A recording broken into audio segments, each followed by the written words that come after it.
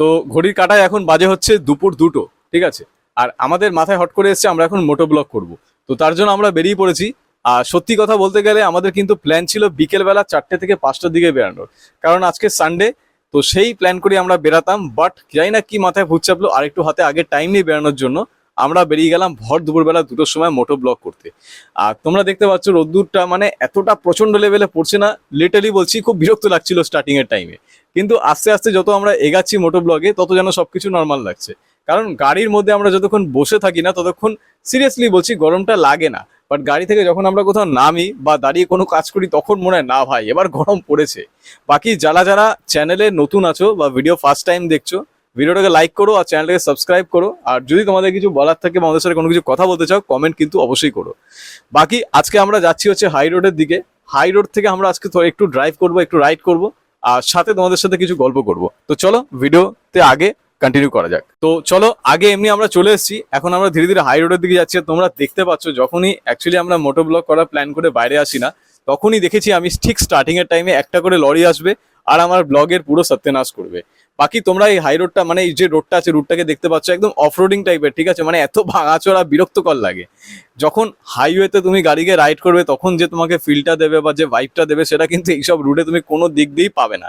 বিরক্তিকর মনে হবে কতক্ষণে ভাই গাড়ি থেকে একটা ভালো রুট নিই আর সেই রুটে গিয়ে আরামসে একদম রাইড করি, তো ওরকম একটা ফিলিং আসে। বাকি আমরা এখান থেকে চলে যাবো সিধা কল্যাণী রোডের দিকে। কল্যাণী রোড থেকে আমরা যাবো আজকে একটু রাইড করব, তোমাদের সাথে গল্প করব, আর বিকেলের যে হালকা হালকা ওয়েদারটা এরপরে চেঞ্জ হবে সেই ওয়েদারটাকে আমরা ফিল করব। তো ফাইনালি আমরা চলে এসেছি হাই রোডে। হাই রোডে আমরা জেনারেল লেনে আছি, আর এখান থেকে ধীরে ধীরে আমরা কিন্তু আজকে লেনটা চেঞ্জ করব। আর লেনটা চেঞ্জ করার পিছনে একটা মেন কারণ হচ্ছে যে আমরা লাস্ট টাইম যে ব্লগটা দিয়েছিলাম সেই ব্লগটাতে কিন্তু আমরা পুরো রাইড জেনারেল লেনেই করেছিলাম, ঠিক আছে। জেনারেল লেন থেকে শুরু করে ছোট ছোট যে গলিগুলো আছে সেখানে আমরা রাইড করেছিলাম। তো আজকে আমাদের একটু ইচ্ছে হলো যে চলো আজকে যে মিডিলের লেন আছে সব থেকে বিজি লেন আমাদের কল্যাণী রোডের, এখানে অ্যাকচুয়ালি এই লেনটা যে ইউজ হয় সেই লেনটা কিন্তু লং রাইডের জন্য ইউজ হয়। যদি তুমি দূরে রাইড করতে যাও বা তুমি হাই স্পিডে বিকেলে একটু রাইডে বেরিয়েছো, তো সেই ক্ষেত্রে এই লেনটাকে জেনারেলি ব্যবহার করা হয়। বাকি কিন্তু এই লেনটা সেরকম গাড়ি নর্মালি যাতায়াতের জন্যই চলে। আর যদি বলো কাছাকাছি মানে এদিক ওদিক যাওয়ার জন্য, সেই জন্য কিন্তু এই দুদিকে যে দুটো জেনারেল লেন আছে এই দুটোকে বেশি ইউজ করা হয়। আর এখানে তোমরা ম্যাক্সিমাম দেখবে যত বাইকার আছে বা যত গাড়ি চালাচ্ছে তারা কিন্তু একটুখানি রুলস ব্রেক করেই গাড়ি চালায়। বিশেষ করে বাইকাররা ভাই একদম হেলমেট ফেলমেট পরে না এই রুটে। বাকি কোনো সময় তুমি যদি মিডিলের যে লেনটা আছে সেই লেনটাতে যাও তখন তুমি দেখতে পারবে সেই লেনে কিন্তু হেলমেট ছাড়া ভাই সিঙ্গেল একটা পার্সন নেই। এবার কিছু কিছু থাকে ভাই অমিতাভ বচ্চন, ওদেরকে বুঝিয়ে পারা যাবে না, তার মধ্যে আমিও পড়তাম। বাট এখন আমি একটু শুধরে নিয়েছি, যেমন তোমাদেরকে লাস্ট ব্লগে বলেছিলাম যে এই ভুল আর হবে না। নেক্সট টাইম থেকে আমরা যখনই মোটো ব্লগিং করবো হেলমেট কিন্তু কোনোদিন ভুলবো না, ঠিক আছে। তো তাই জন্য আমরা কিন্তু আজকে দুজনেই হেলমেট ক্যারি করেছি সাথে। তো হেলমেট ক্যারি না করে আমি বলবো রাইড তো করো না, মোটো ব্লগিং তো বাদ দাও, সিম্পল কোথাও যেতে হলে রাইড করতে হলেও কিন্তু কোনো হেলমেট ছাড়া এসো না, কারণ হেলমেটটা মাস্ট। এটা কেন মাস্ট সেটা কিন্তু যখন সিচুয়েশন আসে তখনই বোঝা যায়। বাকি আমাদের এখান থেকে লেনটা চেঞ্জ করতে হবে। তো এখানে এসে আমরা ফাইনালি প্ল্যান করলাম যে এক কাজ করি, সামনের থেকে লেন না নিয়ে আমরা এখান থেকে লেনটাকে চেঞ্জ করি। তো ধীরে ধীরে আমরা ইউটার্ন নেবো, নিয়ে লেফট সাইড থেকে আমরা টার্নটাকে চেঞ্জ করব, করে আমরা লেনটা নেবো। তোমরা দেখতে পাচ্ছ গাড়ি কি স্পিডে ওই লেন থেকে এই লেনে ঢুকছে। সব কিন্তু লেফট সাইডে ইন্ডিকেটার দেওয়া আছে, ওরা কিন্তু একদম ক্লিয়ার ইনস্ট্রাকশন দিচ্ছে আমাদের রাস্তা ছেড়ে দেন, নাহলে কিন্তু দিয়ে দেবো একটা বাড়ি। বাকি আমরা যে লেনটা আছে সেই লেনটায় উঠবো। আর এই লেনটাতে খুবই আমাদের সেফটির সাথে গাড়ি চালাতে হবে, কারণ আমি যতদূর জানি এই লেনে কিন্তু মোটো ব্লগিং অ্যালাউ নেই, ঠিক আছে। কারণ আমি বলতে পারছি না হয়তো অ্যালাউ আছে বা অ্যালাউ নেই, কারণ আমি কোনোদিন ক্যামেরার সাথে অন ক্যামেরাতে আমি এই লেনে ঢুকিনি, তো একটু আমার রিস্ক লাগছে। বাকি অ্যাডজাস্টেবল সবকিছু, ঠিক আছে। চলো ট্রাই করতে করতে বুঝে যাবো। আর এই লেনটাতে লিটারি বলছি আমি তোমাদেরকে এরকম সিট দেখেছি আমি একটু দূরে দূরে গিয়ে মানে এত মানে আমি এখানে কাটা দেখেছি পশু, এটা আমার খুব মানে ইরিটেটিং লাগে এই রাস্তাটায়, ঠিক আছে। কারণ তার পিছনে কারণ হচ্ছে দুদিকে যে লেনটা আছে পুরোপুরি গার্ড দেওয়া, কোনো পশু যদি এর মধ্যে ঢুকে যায় সে কিন্তু আর এখান থেকে বেরোতে পারে না। আর এখানে গাড়ির যা স্পিড তোমরা তো দেখতেই পাচ্ছ, গাড়ির যে পরিমাণ স্পিড আছে এখানে কিন্তু বাঁচার কোনো সেকেন্ড চান্স নেই। তো ওই জন্য এই লেনটাতে আরো আমি বেশি অ্যাভয়েড করি দূরে কোথাও যেতে না হলে, কারণ অ্যাকচুয়ালি ভাই বাঙালি মানুষ একটা ভক্তিরও ব্যাপার আছে, ঠিক আছে। আর গাড়িগুলো দেখতে পাচ্ছ কি স্পিডে যাচ্ছে, আমার 40-এর কাছাকাছি গাড়ি, আমার সামনে থেকে গাড়ি মোটামুটি 60-50-এর স্পিডে বেরিয়ে গেল, ওদেরকে দেখা যাচ্ছে না। তো আমরা একটু এখান থেকে আগের দিকে যাব। আর এখান থেকে দেখতে পাচ্ছ গাইস যে মানে প্যানেলটা আছে, ঠিক আছে, এতটা সুন্দর ডাউনহিল টাইপে তোমাদেরকে হালকা পাহাড় পাহাড় ফিল দেবে। আর এইসব ডাউনহিলে গাড়ি চালানোর একটাই সিঙ্গেল রুলস আছে কি তোমাদের ভাই গাড়িকে একদম গাড়ির মতো ছেড়ে দিতে হবে। এখানে যদি তুমি বেশি এক্সেলেটার দাও বা গাড়িকে ক্লাস ধরে নাও, গাড়ি কিন্তু তোমাদের কন্ট্রোলের বাইরে চলে যাবে। বাকি গাইস আমরা সামনের দিকে একটুখানি যাবো আর গাড়িকে এবার একটু ভাগাবো, কারণ গাড়ি অনেক আমরা ধীরে ধীরে চালিয়ে এসেছি আর এই রুটটা মেনলি কিন্তু গাড়িকে ভাগানোর জন্যই হয়েছে। মানে তুমি যে কোনো গাড়ি এখানে ড্রাইভ করো মোটামুটি 60-70-এর স্পিড তো থাকেই। তো আমরাও লিটারালি গাড়িটাকে একটু হালকা ভাগিয়ে নেবো, বেশি স্পিড নেবো না, লাইটলি একটু ভাগাবো। আর সামনেই তোমরা জানো যে একটুখানি এগিয়ে গেলেই টোল গেট পড়ে, যেখান থেকে কিন্তু টোল ট্যাক্স দিয়ে আমাদেরকে এখান থেকে বেরাতে হয়। তো যেহেতু আমি তোমাদেরকে প্রথমেই বললাম পানপুরে প্ল্যান করে আমরা বেরিয়েছিলাম, কিন্তু পানপুর যেতে পারিনি, তার সব থেকে বড় রিজন হচ্ছে আমার কাছে এই মুহূর্তে কোনো ক্যাশ নেই। আমি তাড়াহুড়ার চক্করে মোটোব্লগের চক্করে ভর দুবেলা ক্যাশ ভুলে চলে এসেছি। আর যে ফোনটার মধ্যে অনলাইন পেমেন্টের ট্রানজেকশনের অপশন আছে সেই ফোনটায় কিন্তু লাইভ ভয়েস রেকর্ড হচ্ছিল। তো যেই জন্য আমরা কিন্তু এটাই পেমেন্ট করতে পারবো না, এরকম একটা পরিস্থিতি চলে এসেছে।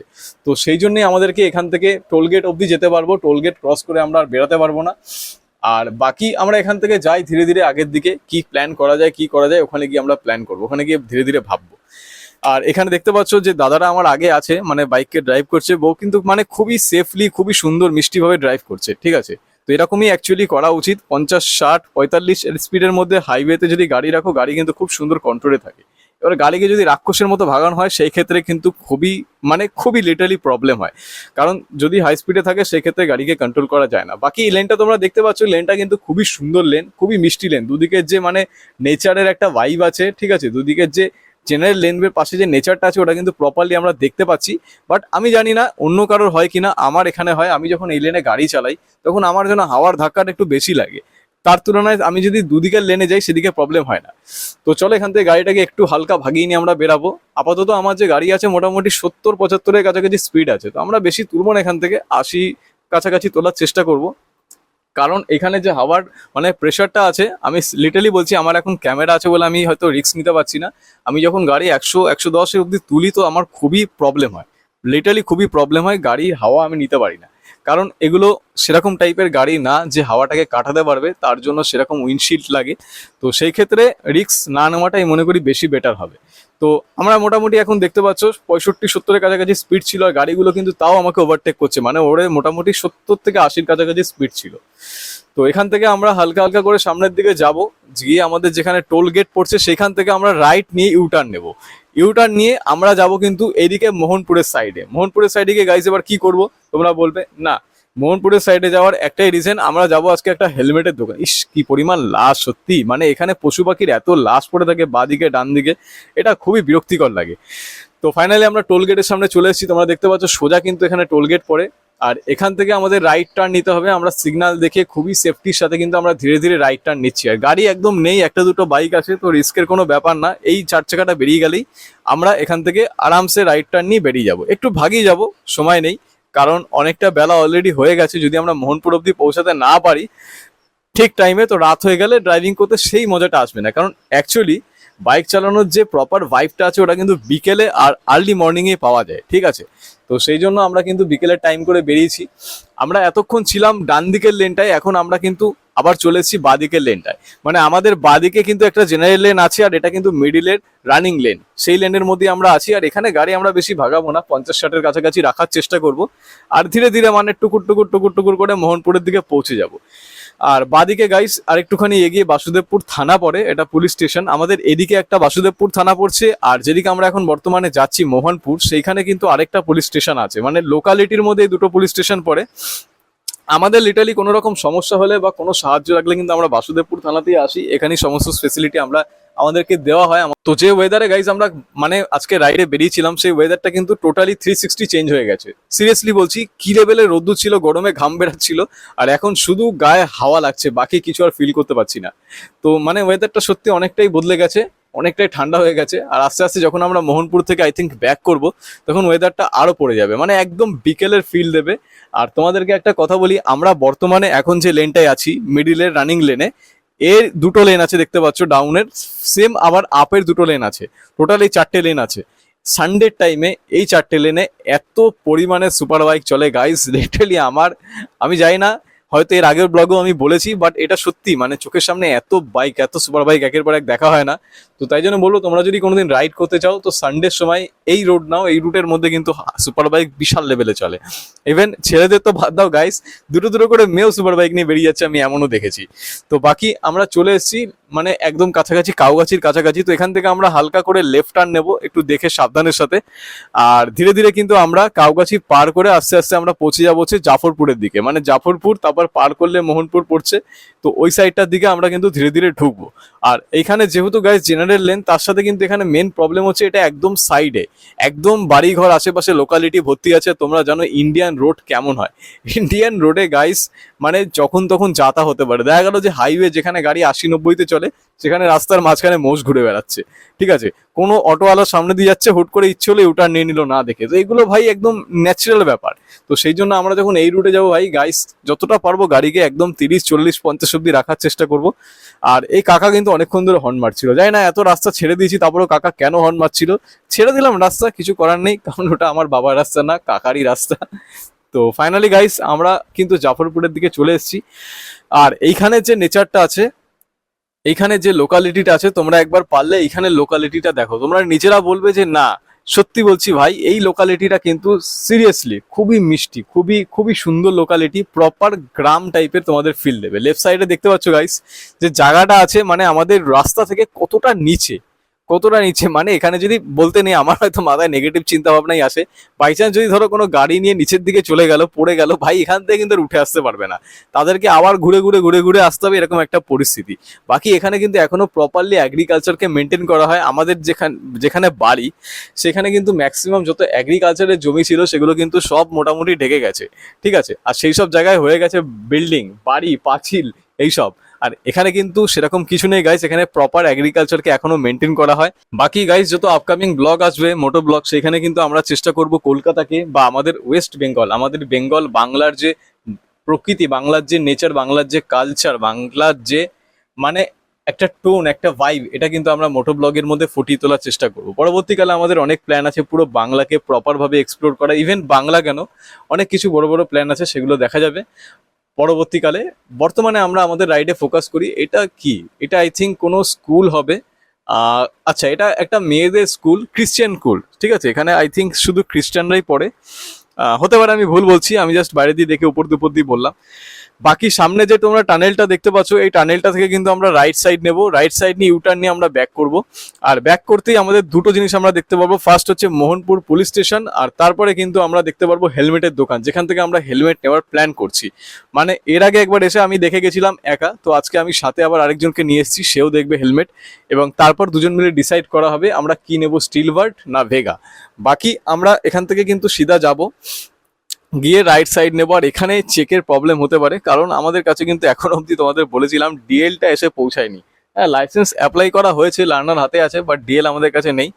তো গাড়ি চালাতে পারি না পারি ভাই, রুলস তো রুলস, ঠিক আছে, পারমিশনের ইস্যু হতে পারে। তো সেই ক্ষেত্রে আমরা একটু সাবধানে যাব ভাই, কি মোটো ব্লক করতে করতে চেক এসে কোলে না তুলে নেয়। তো এমনি আমরা ধীরে ধীরে সামনের দিকে যাচ্ছি। আর একটুখানি এগালি, এই দেখো কাকা, কাকা রক, বাকি সব শখ, ঠিক আছে। কাকা কিন্তু একদম ফুল মুডে আছে, মানে হেলমেট পরেনি, মাথার মধ্যে একটা টুপি ছিল, টুপিটাকে টুক করে সরিয়ে টাকটা বের করে দেখাচ্ছে আমাদেরকে ক্যামেরার মধ্যে, না মানে লিটারলি। তো ফাইনালি আমরা মোহনপুরে চলে এসেছি। আর এখান থেকে একটুখানি গেলেই কিন্তু পুলিশ স্টেশন, মোহনপুরের একদমই সামনে, ঠিক আছে। আর তার আগে আমাদের এখানেই হয়তো তার আগে হতে পারে বা তার পরে হতে পারে, আমি এখান থেকে প্রপারলি বলতে পারবো না। যখন হেলমেটের দোকানটা সামনাসামনি আসবে তখনই বলতে পারবো, কারণ আমিও 1 থেকে 2বারই এসেছি। আর আমার একটা খুব বাজে অভ্যাস হচ্ছে, তো ফাইনালি দেখো নাম করতে করতে মানে হেলমেটের দোকানটা চলে এসছে। হ্যাঁ, এটা ছোট দোকান গাইস, এটা অনেকটাই ছোট দোকান, কিন্তু এর মধ্যে অনেক কালেকশন আছে। লিটারালি বলছি, আমি এর আগেও একটা হেলমেট নিয়েছি, হ্যাঁ ওটা সস্তার হেলমেট ছিল, বাট এইবার আমি একটা দামি হেলমেট নিতে চাই, ঠিক আছে। তো তাই জন্যই আমি এখানে ফাইনালি গাড়িটাকে স্ট্যান্ড করলাম। গাড়িটা স্ট্যান্ড করে আমরা হেলমেট দেখবো। আর দেখো হেলমেট খুলতে পারছে না, না মানে হেলমেট পরে আমার সাথে রাইডে বেরিয়েছে, এদিকে হেলমেট খোলার বেলা আর হচ্ছে না, হেলমেট তখন খুলে দিতে হবে। আর এই যে হেলমেটটা তোমরা দেখতে পাচ্ছ, এটা কিন্তু আমার লাইফের প্রথম হেলমেট। হ্যাঁ, এই গাড়ির আগেও আমার কাছে একটা গাড়ি ছিল, তোমরা আমার ব্লগ দেখেছো কিনা আমি জানি না, প্রথম ব্লগ যেটাতে আমি হিন্দিতে ব্লগে বকবক করছিলাম। তো তখন আমার কাছে একটা ইয়ামা রেজেডারের স্কুটি ছিল, সেই স্কুটি দিয়ে জীবনে প্রথম কিন্তু ড্রাইভিং শুরু করেছিলাম। তার আগে অব্দি আমি লিটারালি সাইকেলই চালাতাম। হ্যাঁ, আমি বন্ধু বান্ধবের গাড়ি 1-2বার চালিয়েছি, বাট আমার সেরকম লেভেলের শখ কোনোদিনই ছিল না, মানে গাড়ি চালানোর শখ ছিল, বন্ধুদের থেকে চাওয়ার শখ ছিল না। বাকি হেলমেটটার মধ্যে অনেক স্মৃতি আছে। তো এই হেলমেটটাই এখন ইউজ হচ্ছে বর্তমানে। তো বর্তমানে দুটো আরো হেলমেট কেনার প্ল্যান করছি। আর এই যে রুটটা তোমরা দেখতে পাচ্ছ, এই রুট থেকে কিন্তু আমরা এখান থেকে সিধা বেরিয়ে যাবো, আমরা কোনো রুট ফুট চেঞ্জ করবো না, সিধা এখান থেকে বেরাবো, বেরিয়ে বাকি প্ল্যান করা হবে। আর এইখানে যেখানে আমরা দাঁড়িয়ে আছি, এখানে দাঁড়ানোর মেন হচ্ছে দুটো কারণ। প্রথম হচ্ছে হেলমেট, আর সেকেন্ড হচ্ছে আমরা কিন্তু মোটামুটি 30 থেকে 45 থেকে 1 ঘন্টা টানা কন্টিনিউ বাইক রাইড করছি। আর যারা এক্সপিরিয়েন্স রাইডার তারা বলে 1 ঘন্টা থেকে 1.5 ঘন্টা বা 100 কিলোমিটার চালানোর পরে কিন্তু একটু নিজেকে রেস্ট দেওয়া উচিত। তাহলে কিন্তু শরীরের যে ফ্যাটিক আছে সেটা কিন্তু মেনটেন থাকে বা অন্য কোনো ইস্যু হয় না। কারণ কন্টিনিউ রাইড করাটা একটা খুবই বাজে অভ্যাস। তো ফাইনালি আমরা গাড়িটাকে এখানে স্ট্যান্ড করেছি, আর রোডের সাইডে এসে যেহেতু এখানটা ছায়াও আছে আর হেলমেটের দোকানটাও আছে, তো আমরা দুজন মিলে ভাবছি হেলমেটের দোকানে যাবো কি যাবো না। কারণ এখন তো নেওয়ার প্ল্যান নেই, দেখলেই মনে হবে নিই, ইচ্ছে হবে, কারণ পয়সা নিয়ে বেরায়নি, হাতে ক্যাশ নেই, তোমাদেরকে প্রথমেই বললাম। তো সেই জন্য আমরা লাস্টে প্ল্যান করলাম, না ভাই আজকে দূর থেকে দেখে সন্তুষ্ট থাকি, অন্য কোনো দিন আসবো, এসে কিন্তু আমরা আবার হেলমেট নেওয়ার প্ল্যান করব। তো এখান থেকে গাইস বেশি সময় আর নষ্ট করবো না, কারণ অলরেডি আমাদের যে ব্লগটা আছে এটা কিন্তু অনেকটাই পরিমাণে লম্বা হয়ে গেছে। তো তার জন্য আমরা ধীরে ধীরে এখান থেকে বেরিয়ে যাব, বেরিয়ে আস্তে আস্তে বাড়ির দিকে যাব। আর এইখানে এরপরে কিন্তু আমরা প্ল্যান করছি কোনো কিছু দূরে কোথাও ঘুরতে যাওয়ার, বা কোনো বড় রেস্টুরেন্টে যাওয়ার, বা কিছু একটা করার, আই থিঙ্ক কিছু একটা এক্সপ্লোর করার, কিছু একটা বেটার তোমাদেরকে দেখানোর। তো যদি তোমাদের মাথায় কোনো আইডিয়া থাকে যে এখানে গিয়ে এটা করো বা ওটা গিয়ে ওখানে করো, কিছু যদি প্ল্যান থাকে অবশ্যই কিন্তু কমেন্টে আমাদেরকে জানিও। বাকি আমরা এখান থেকে বেরিয়ে যাব, আর সময় নষ্ট করে লাভ নেই, কারণ ব্লগটা সত্যি খুবই লম্বা হয়ে গেছে ধীরে ধীরে। তো আজকের জন্য ব্লগটাকে আমরা এখানেই এন্ড করি। ফিরে আসছি আরেকটা নতুন মজাদার ব্লগের সাথে, মোটো ব্লগের সাথে। ততক্ষণের জন্য টাটা, বাই বাই, অ্যান্ড সুস্থ থাকো, সবল থাকো।